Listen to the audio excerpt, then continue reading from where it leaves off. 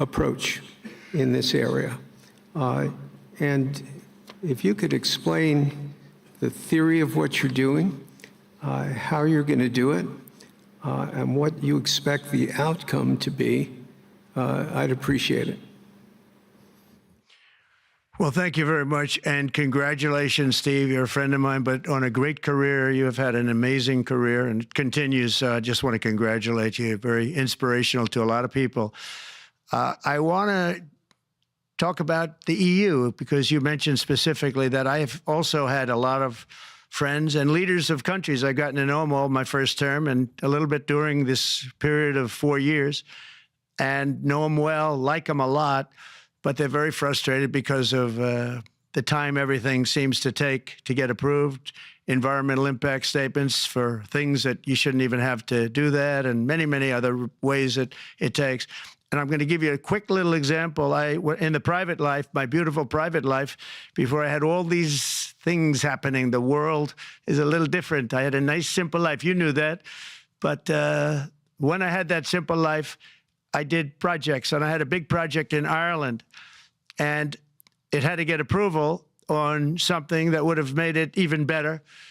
And I got the approval from Ireland in a period of a week, and it was a very, very, very efficient, good approval.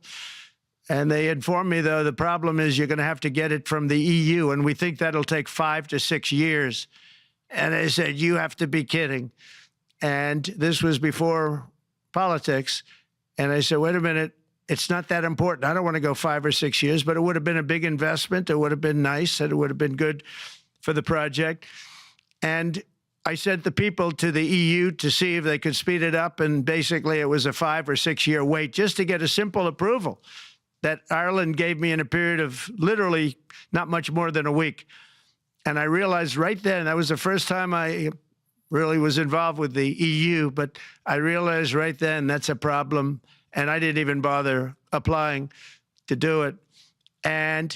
Or if I did, I pulled it very quickly. I have to be very accurate because I don't want to be criticized. He did apply, actually. No, I want to be very accurate. So I don't think I did, but if I did, I pulled it very quickly. It was just something you couldn't wait 5 years or 6 years to get an approval. So a lot of in a very big business sense, a lot of people are claiming that's the problem. From the standpoint of America, the EU treats us very, very unfairly, very badly.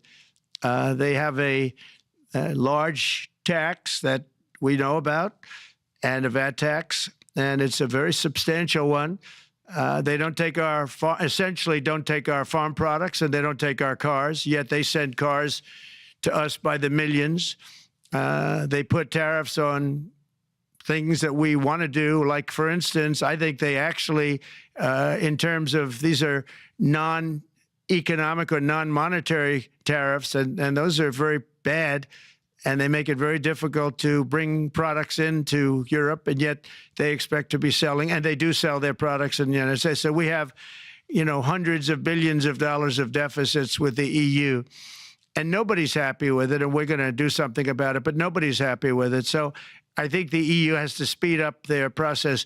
Friends of mine that are in some of the nations within the EU, great people, they want to be able to compete better, and you can't compete when you can't go through the approval process fast. There's no reason why it can't go faster. So, I'm trying to be constructive because I love Europe. I love the countries of Europe, but the process is a very cumbersome one.